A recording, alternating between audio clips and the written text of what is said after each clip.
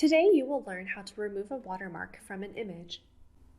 First, you will click on the circle icon at the bottom of the Workspace panel. Select Levels.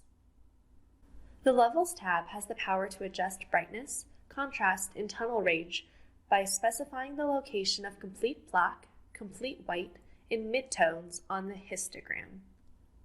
There are three sliders: black, white, and midtone. The midtone is the middle gray in the image.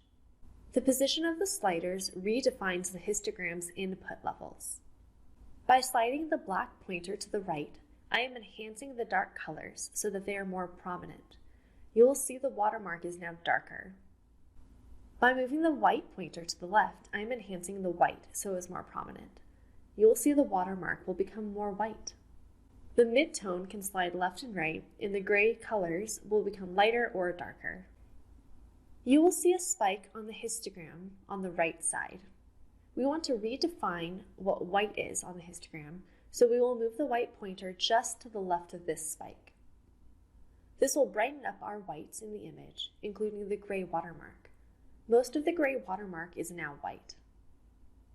I still see some watermark on the black of the mountains. We will redefine black by moving the pointer more to the right. This will enhance the black and get rid of all of the leftover gray. Now your watermark is gone.